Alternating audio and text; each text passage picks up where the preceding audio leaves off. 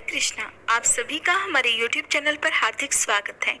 हमें आप रसपान करेंगे कार्तिक मास मातम्य के अध्याय 17 का। इस समय देवर्षि नारद महाराज पृथु को किस बात का वर्णन कर रहे हैं।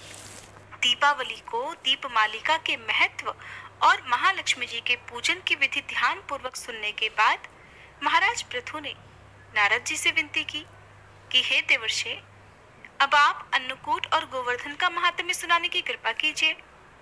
तब देवर्षि कहने लगे, दीपावली के अगले दिन कार्तिक शुक्ल प्रतिपदा को गोवर्धन पूजा और अन्नकूट होता है और इस दिन पृथ्वी पर गोबर का गोवर्धन बनाकर उसका पूजन करें और अन्नकूट बनाएं। ब्राह्मणों को भोजन कराने के बाद स्वयं भोजन करें। गौ और बैल का भी पूजन करना चाहिए। दिन के तीसरे पहर में मार्ग पालिका बांधे। इस दिन जवाई का भी पूजन होता है।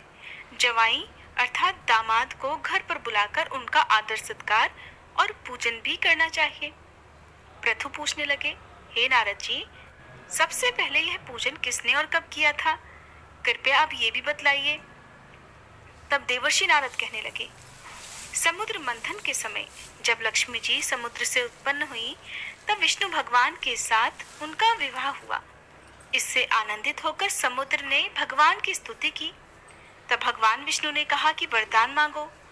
यह सुनकर समुद्र ने कहा, हे भगवान, आप लक्ष्मी जी सहित मेरे यहाँ निवास कीजिए। तब श्री हरि ने कहा कि ऐसा ही होगा और तब भगवान विष्णु लक्ष्मी जी सहित क्षीर सागर में शेषशैया पर अवस्थित हो गए।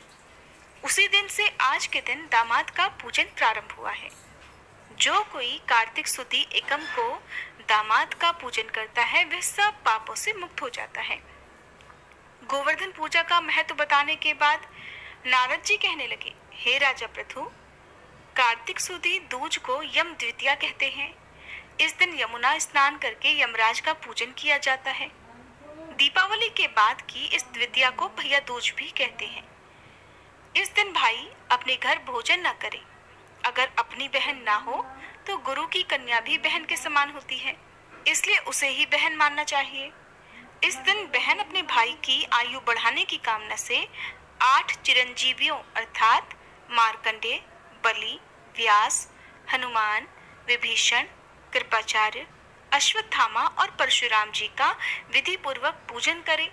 फिर भाई को बुलाकर उसको तिलक लगाते हुए कहे कि हे सूर्य, चंद्रमा, पृथ्वी, समुद्र, वेद, पुराण, तप, सत्य, ब्रह्मा, विष्णु, महेश, देवता और मुनि तथा धर्म मेरे भाई की रक्षा करें और जब तक सूर्य, पृथ्वी आदि स्थित है तब तक मेरे भाई की संतति चले। फिर बहन भाई को तिलक करके भोजन कराए। भाई भी अपनी श्रद्धा और सामर्थ्य के अनुसार बहन को दक्षिणा दे। इतनी कथा सुनने के बाद राजा पृथु ने पूछा, हे देवर्षि, सभी क्षेत्रों में उत्तम कौन सा क्षेत्र है?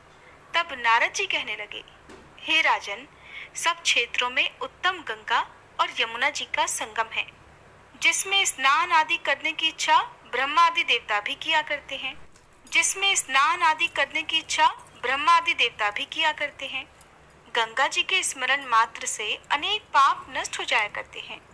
जो कोई गंगा जी में स्नान करता है उसके समस्त पाप क्षय हो जाते हैं और उसकी कई पीढ़ियों को परम पद की प्राप्ति हो जाती है।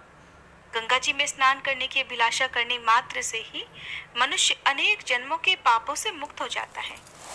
गोदावरी, कृष्णा, रेवा, अमरावती, तुंगभद्रा, कावेरी, यमुना, बाहुदा, चैत्रवती, तामपर्णी और सरयू आदि नदियां और सभी तीर्थ गंगा जी में स्थित हैं। काशी क्षेत्र सभी क्षेत्रों में उत्तम है। जो काशी में वास करते हैं वे जीवन मुक्त हो जाते हैं। जो व्यक्ति काशी क्षेत्र का स्मरण करते हुए अपने शरीर का त्याग करता है वह भी मोक्ष प्राप्त कर लेता है। नैमिषारण्य तीर्थ में सूत जी से इतनी कथाएं सुनने के बाद ऋषि मुनियों ने निवेदन किया कि हे सूत जी, अब आप कृपा करके भगवान के चरणों से उत्पन्न हुई गंगा जी का महात्म्य सुनाइए। तब सूत जी बोले, हे ऋषियों, इस संबंध में नारद मुनि ने जो कुछ भी राजा पृथु से कहा था वही मैं तुमको सुनाता हूँ, ध्यान से सुनो। समस्त देवताओं और दैत्यों को उत्पन्न करने वाले महर्षि कश्यप जी की 2 पत्नियां थीं। एक पत्नी का नाम अदिति था और दूसरे का नाम था दिति। अदिति के पुत्र देवता कहलाए और दिति से दैत्यों की उत्पत्ति हुई। भाई होते हुए भी देवताओं और दैत्यों में जन्म से ही परस्पर बैर भाव चला आ रहा था।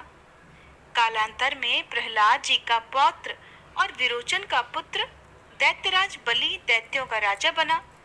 उसकी सेना अत्यंत विशाल थी। समस्त पृथ्वी पर विजय प्राप्त करने के बाद उसने स्वर्ग पर अधिकार जमाने के लिए देवताओं पर ही चढ़ाई कर दी। अपने राज्य को दैत्यों से घिरा हुआ देखकर इंद्र सहित सभी देवता युद्ध करने के लिए मैदान में आ डटे। बहुत भीषण घोर संग्राम हुआ जो अनेकों वर्षों तक चलता रहा।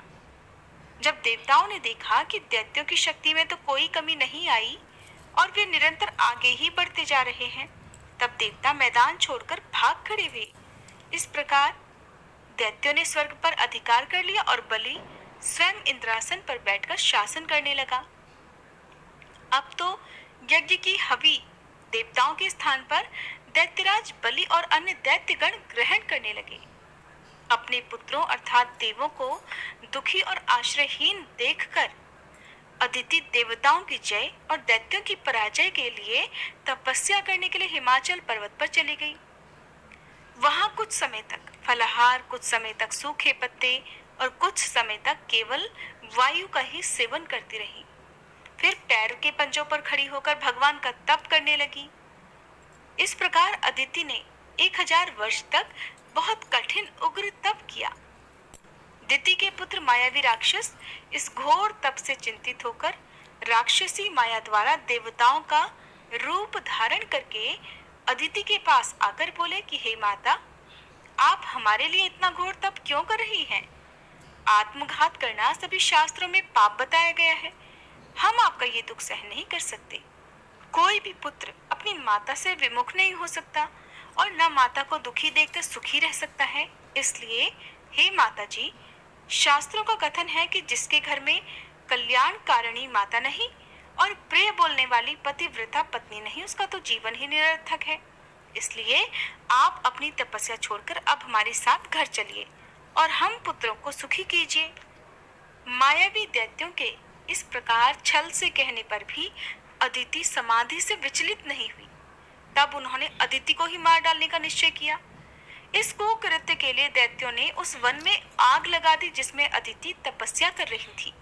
भगवान की कृपा से उस अग्नि द्वारा अदिति को तो किसी प्रकार की हानि ही नहीं पहुंची और उन्हें इस अग्नि का पता तक नहीं चला।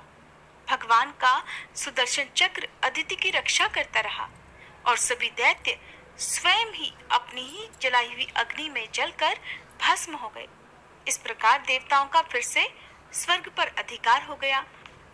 नैमिषारण्य तीर्थ में स्थित ऋषि मुनियों को श्री सूत जी महाराज यह महात्म्य सुनाने के बाद कुछ क्षण के लिए मौन हो गए।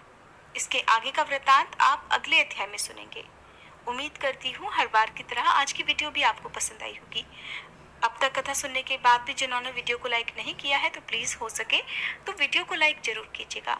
और आपसे अनुरोध है कि आप में से बहुत सारे लोगों ने भी अभी तक हमारा चैनल सब्सक्राइब नहीं किया है। ऐसा इसलिए क्योंकि हम तो डेली आपको कथा सुनाते हैं, फिर भी कई लोग कहते हैं कि उन्होंने इससे पहले के अध्याय नहीं सुने हैं। ऐसा इसीलिए होता है कि आपने ना तो हमारे चैनल को सब्सक्राइब किया हुआ है, ना ही बेल आइकन प्रेस किया है। तो प्लीज़ जल्दी से इस काम को कर लीजिएगा